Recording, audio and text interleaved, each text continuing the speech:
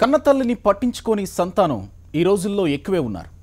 అయితే Adilabad మంచిర్యాలలో retired head master కన్నతల్లి పట్ల అమానుషంగా ప్రవర్తించడం వెలుగు చూసింది. కన్నతల్లి అని కూడా చూడకుండా వాష్ ఏరియాలో ఏడాది పాటు పడేశాడు. నూలు పోగు లేకుండా కూడా 90 ఏళ్ల ముసలమ్మను వాష్ ఏరియాలో పడేసి చిత్రహింసలకు గురిచేశాడు.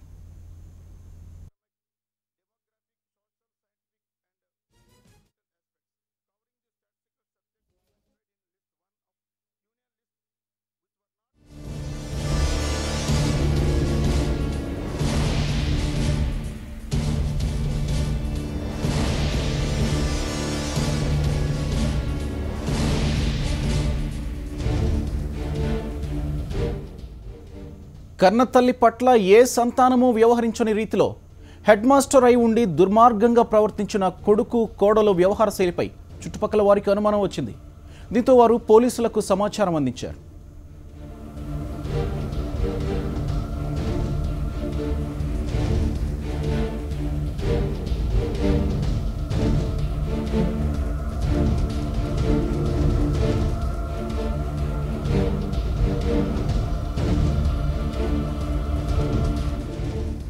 పోలీసులు, రెవెన్యూ అధికారులు ఈ రిటైర్డ్ హెడ్ మాస్టర్ ఇంటికి వచ్చేసరికి అత్యంత అమానవీయమైన స్థితిలో వృద్ధురాలు పడి ఉంది.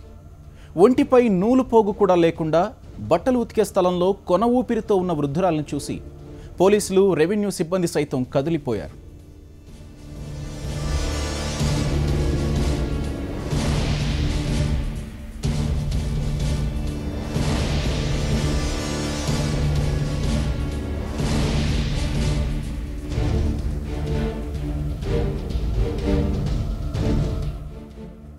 కన్న కొడుకే వృద్ధురాలైన తల్లిని బట్టలు కూడా లేకుండా వాష్ ఏరియాలో పడేసి చిత్రహింసలు పెట్టిన తీరుపై స్థానికంగా సాక్ష్యాధారాలు సేకరించిన పోలీసులు, రెవెన్యూ అధికారులు కూడా రిటైర్డ్ హెడ్ మాస్టర్ దంపతులపై కేసు పెట్టి అదుపులోకి తీసుకున్నారు.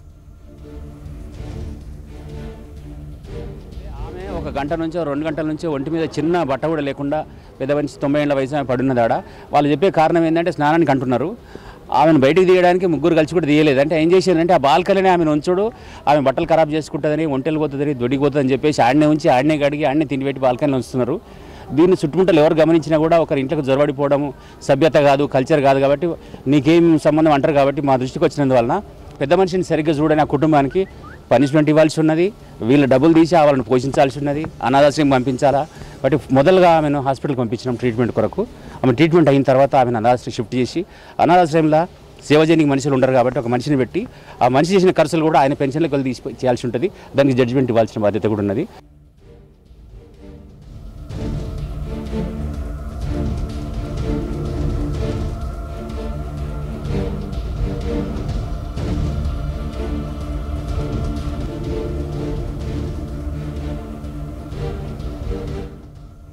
కన్న తల్లిని హింసించిన నేరానికి కొడుకు కోడలుకి కఠిన శిక్ష పడాలని అందరూ కోరుకుంటున్నారు.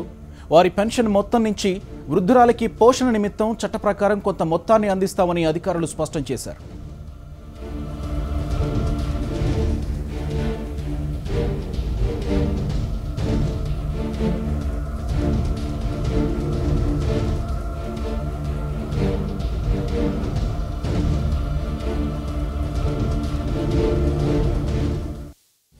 కన్న కొడుకు కోడలి చేతిలో చిత్రహింసలకు గురైన మంచిర్యాలలోని హైటెక్ సిటీలోని వృద్ధురాల్ని చికిత్స కోసం అంబులెన్స్లో ఆసుపత్రికి తరలించారు. తర్వాత ఆమెని వృద్ధాశ్రమానికి తరలించి కేర్ టేకర్ను ఏర్పాటు చేస్తామని రెవెన్యూ అధికారులు అంటున్నారు.